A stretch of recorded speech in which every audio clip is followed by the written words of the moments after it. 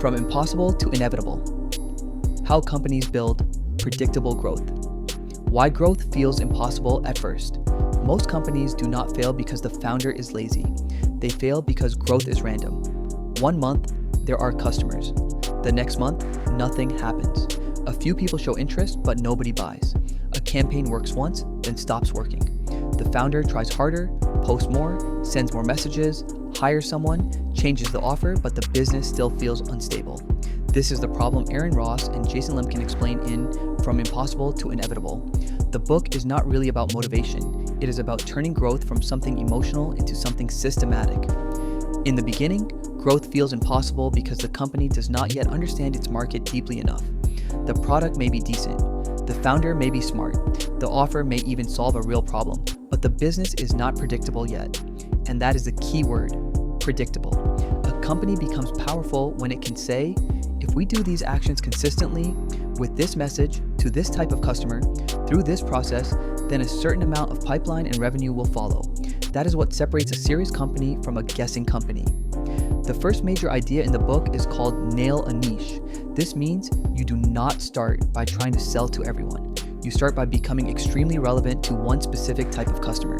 Most beginners hate this idea because they think a niche makes the business smaller. But the opposite is true. A niche gives you clarity. If you sell to everyone, your message becomes weak. Your offer becomes general. Your marketing sounds like everyone else. Your sales calls are confusing because every customer has different problems. But when you focus on one clear group, everything becomes sharper. You understand their pain better. You know their language. You know what they fear. You know what they already tried. You know why they hesitate. You know what result they truly want. And when your message becomes specific, customers start feeling like the offer was made for them. That is when growth becomes easier. The book's deeper lesson is this. You do not scale by being broad. You scale by becoming extremely strong in one narrow market first, then you expand. This is how impossible starts becoming inevitable. Nailing a niche and creating real demand. Nailing a niche does not mean choosing a small industry randomly. It means finding the strongest match between 3 things: a painful problem, a specific customer, and a clear result they are willing to pay for. This is where many companies make a fatal mistake. They talk too much about their product and not enough about the customer's pain. They say, we have great software, but the customer is asking, will this save me time? Will this make me money? Will this reduce risk? Will this solve a problem that is already costing me something? A good niche is not just a category, it is a situation.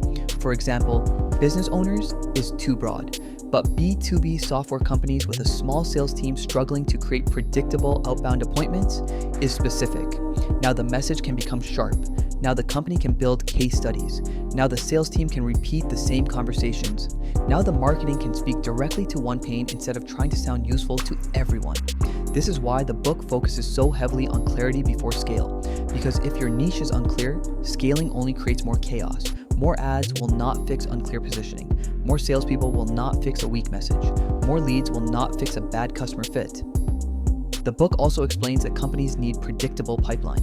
Pipeline means potential future revenue. It is the list of real opportunities that could turn into customers. Without pipeline, the business lives in panic. With pipeline, the business can plan. Ross and Lemkin describe different sources of growth. There are seeds, growth that comes from referrals, customer success, word of mouth, and happy customers. There are nets, broader marketing systems like content, advertising, webinars, SEO, events, and social media. And there are spears, targeted outbound efforts aimed at specific customers or accounts. This distinction is important because not every lead is the same. A referral lead is different from a cold outbound lead. A content lead is different from a paid ad lead. A big enterprise lead is different from a small customer. Professional companies do not treat all leads equally. They build different systems for different types of demand. Seeds are powerful because trust is already built.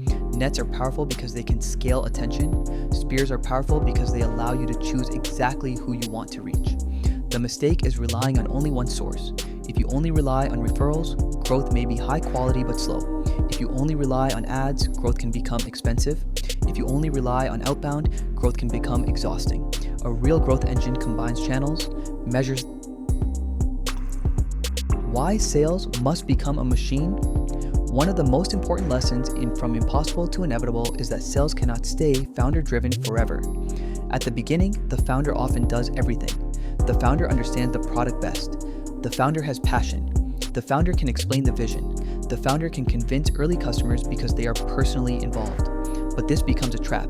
If the company only sells when the founder is involved, the business is not scalable. It is dependent. The book explains that growth requires specialization. This means different people should handle different parts of the sales process. One person or team finds potential customers. Another qualifies them. Another runs deeper sales conversations. Another closes deals. Another helps customers succeed after they buy. This matters because each stage requires a different skill. Prospecting requires persistence and targeting. Qualification requires judgment. Closing requires trust, timing, and understanding business value. Customer success requires support, retention, and expansion. If one person does everything, the process becomes slow and hard to measure. But when the process is separated, the company can finally see where the real problem is. Are not enough leads being created? Are the wrong people being contacted? Are calls happening but not closing? Are customers buying but not staying? This is why specialization creates power. It turns sales from a mystery into a system. The book also teaches that companies must increase deal size if they want serious growth. This is a huge point. Many founders chase small customers because they are easier to reach, but small customers often require support, attention, onboarding, and service too. If the deal size is too small, the company has to close a massive number of customers just to survive. That creates pressure. It also limits how much the company can spend on marketing and sales. A larger deal gives the business more oxygen. It can afford a better sales process. It can spend more to acquire customers. It can hire better people. It can serve clients properly. This does not mean every company must sell to huge enterprises, but it does mean the business must understand the economics of its deals. If it costs too much time, money, or effort to win a customer, and the customer does not pay enough, the company is trapped. This is why revenue is not just about more customers. It is about the right customers at the right price through a repeatable system.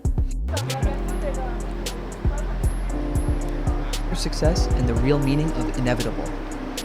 The final deep lesson is that growth does not end when the customer buys. For weak companies, the sale is the finish line.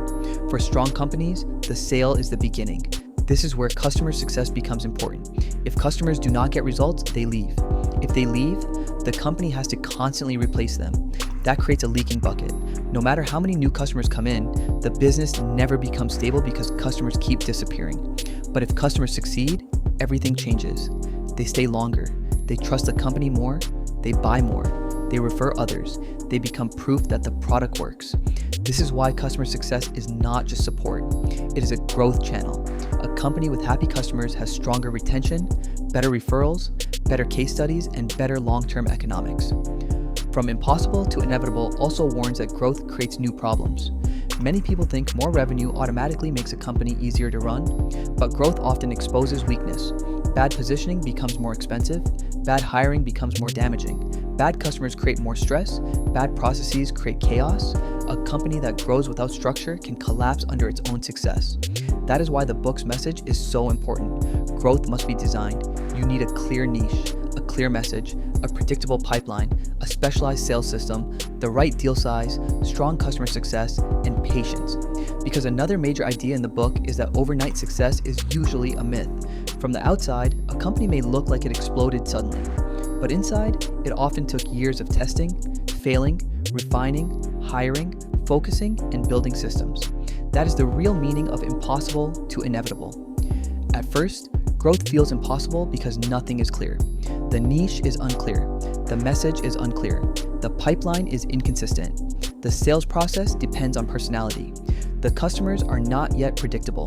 But over time, if the company keeps improving the system, growth becomes less random. It becomes more repeatable. And when something becomes repeatable, it can become inevitable. The lesson is simple but powerful. Great companies do not grow because they hope harder. They grow because they build a machine that turns focus, demand, sales, and customer success into predictable revenue.